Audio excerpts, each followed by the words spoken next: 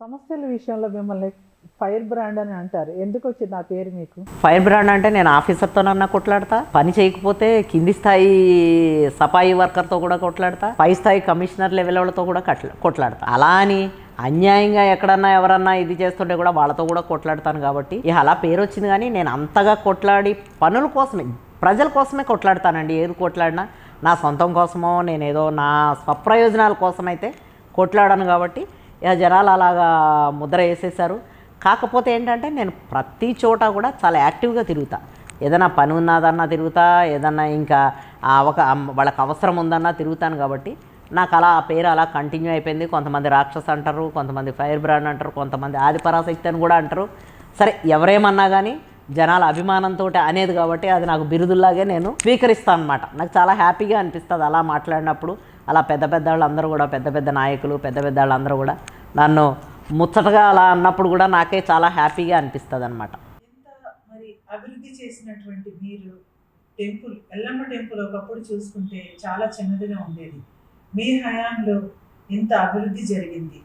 దీని గురించి మరి ప్రజలు చెప్పుకుంటూ ఉంటే మీకు ఏమనిపిస్తూ ఉంటుంది? అంటే ఇప్పుడు నేను ఒక్కదాన్ని చేసిన అభివృద్ధి కాదు కదా, అందరం కలిసి చేసిన అభివృద్ధి. పలానా ఇప్పుడు అభివృద్ధి నేను చేసిన, మినిస్టర్ గారు చేసిన, బీఆర్ఎస్ పార్టీ ఉండగా ఆ పార్టీ హయాంలో, ఆ ప్రభుత్వం హయాంలో జరిగిందని చెప్తారు. ఎందుకంటే ఇప్పుడు నా జేబులోంచి, మన మినిస్టర్ గారు శ్రీనివాస్ యాదవ్ గారు జేబులోంచి పెట్టింది కాదు కదా. అది దాతలు ప్లస్ ఆలోచన మాత్రమే మంది, ఆ అవకాశం మాత్రమే మంది.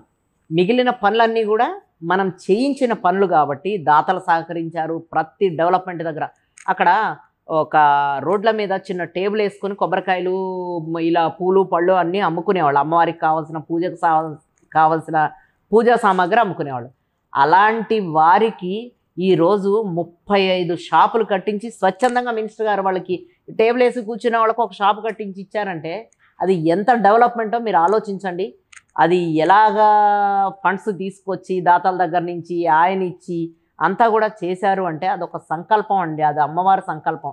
అమ్మవారి సంకల్పంతో మినిస్టర్ గారు చేశారు. మేము దగ్గరుండి చేయించాము, చేసుకున్నాము. కాబట్టి అదంతా మా గొప్పతనం, మా డెవలప్మెంట్ కిందే మేము చెప్పచ్చండి. ఇప్పటివరకు కూడా చాలామంది దగ్గర వింటూ ఉంటాము, ఈ యొక్క డివిజన్ డెవలప్ విషయంలో మాత్రం ఏ రోజు కూడా వాళ్ళు వెనకడుగు వేయలేదు. ప్రతి దానికి కూడా ముందుంటూ ఉంటారు. ఏ సమస్య వచ్చినా కానీ కూడా వెంటనే స్పందిస్తారు అని చెప్పుకుంటూ ఉంటారు. ఆ మాట మీ ముందన్నప్పుడు మీకు ఎలాంటి సంతోషం? చాలా హ్యాపీగా అనిపిస్తుంది కదండి. మా వాళ్ళు ఇంకా చాలామంది, మా కార్యకర్తలు కానీ మా నాయకులు కానీ వచ్చినప్పుడు మీరైతేనే చేయగలుగుతారు ఈ పని, మీరు చేసి పెట్టండి మేడం అన్నప్పుడు మాత్రం చాలా హ్యాపీగా అనిపిస్తుందండి. ఎందుకంటే అది మన గొప్పతనం అని నేను చెప్పలేను. వాళ్ళ నమ్మకం, వాళ్ళకి ఆ నమ్మకం మనం ఇచ్చాం. ఎందుకంటే మనకు ఆ కెపాసిటీ ఉంది కాబట్టి వీళ్ళైతే ఈ పని చేసి పెట్టగలరు అనే కెపాసిటీని, మన నమ్మకాన్ని వాళ్ళకి ఇచ్చాం కాబట్టి వాళ్ళు అదే మాట్లాడతారండి. మీరైతే చేస్తారు, మీరు చేసి పెట్టండి అన్నప్పుడు మాత్రం వాళ్ళకి చాలా మా మీద నమ్మకం ఉంది కాబట్టి మనం చేసి పెట్టాలి అనే ఇది ఉంటుంది. అలాగే చేసి పెడతాం కూడా. కాబట్టి మాకు అలాంటి విషయాలు విన్నప్పుడు మాత్రం చాలా హ్యాపీగా అనిపిస్తుంది. ఇన్ని యొక్క డివిజన్కి మరి ఎన్నో అభివృద్ధి కార్యక్రమాలు చేసినటువంటి మీరు మాకు చాలా సంతోషంగా కూడా ఉంది. మేము వింటూ ఉన్నాము. ఇంకా చెప్పాలి అంటే మీ యొక్క డివిజన్ ప్రజలు కూడా చూస్తూ ఉంటారు. మరి అక్కడక్కడ చెప్పుకుంటూ ఉంటారు, అవి వింటూ ఉంటారు. అలా విని ఎవరైనా కానీ కూడా ఇవన్నీ కూడా మరి శేషుకుమారి గారి ఆధ్వర్యంలో వారు కార్పొరేటర్గా ఉన్నప్పుడు ఇంత ఈ ఏరియా అభివృద్ధి చెందింది అని చెప్పుకుంటూ ఉంటారు. అట్లా చెప్పుకుంటూ ఉంటున్నటువంటి ప్రజలు మరి ఒక్కసారిగా మీరు కార్పొరేటర్గా లేనప్పటికీ కూడా, మీరు కార్పొరేటర్గా ఉన్నప్పుడు మీకు ఎలాంటి ఆదరణ, ప్రజాదరణ ఉందో, మరి ఎలాంటి సమస్యలు అయితే మీ దృష్టికి తీసుకొస్తారో ఇప్పుడు కూడా మరి అలాంటి సమస్యల్ని మరి మీ దృష్టికి తీసుకువస్తూ ఉన్నారు. అప్పటికి ఇప్పటికీ మీరు ఎప్పటికీ ఒకేలాగా ఉన్నారు. అది ఎలా సాధ్యం అవుతుంది మీకు? ఇది ఎలా సాధ్యం అవుతుంది అంటే అది మనకి, అంటే నేను కార్పొరేటర్గా ఓడిపోయినప్పుడు ఒక నెల 2 నెలలు నేను కూడా డిప్రెస్ అయిన మాట వాస్తవం. అరే నాకు ఇప్పుడు పవర్ లేదు కదా, నేను ఏం చేయగలను, ఎలా చేయగలను అనుకున్న రోజున మా మినిస్టర్ గారు పిలిచి చెప్పారు, మీకు నేనున్నాను, నాకు మీకు లేకపోయినా నాకు పవర్ ఉంది కాబట్టి నా పవర్ మీ పవరే. మీరు కూడా ఇప్పట్లాగే ఇప్పటివరకు కార్పొరేటర్గా ఎలా చేశారో లేనప్పుడు కూడా అలాగే మీదే నడుస్తుంది. మీ మీ ఆధ్వర్యంలోనే పనులన్నీ జరుగుతాయని మాకు చెప్పినప్పుడు మాత్రం మేము చాలా హ్యాపీగా ఫీల్ అయ్యాను. మళ్ళీ ఏదైతే నా డిప్రెషన్ ఉందో, నేను ఓడిపోయిన డిప్రెషన్ 1 మంత్ ఏదైతే ఉందో దాన్ని అంతా వదిలించుకొని మళ్ళీ నేను ప్రజల్లోకి రావడం మొదలుపెట్టాను. ప్రజలు సేమ్ అయ్యో పొరపాటుగా మేము వేరే వాళ్ళని గెలిపించాల్సిన పరిస్థితి వచ్చింది, మేము మళ్ళీ చేసిన తప్పు మళ్ళీ చెయ్యము, మేము మళ్ళీ రీబ్యాక్ అయ్యారు కాబట్టి మీతోటి మేము అలాగే ఉంటాము అనే పరిస్థితి కూడా ప్రజల్లోంచి వచ్చింది, నాయకుల్లోంచి వచ్చింది. కాబట్టి నేను అదే స్పీడ్లో కొంచెం కూడా నా స్పీడ్ తగ్గకుండా నేను అదే స్పీడ్లో వెళ్ళడం జరిగింది. అలాగే నేను పనులు చేయడం జరిగింది, అలాగే డెవలప్మెంట్ కూడా అవ్వడం జరిగింది.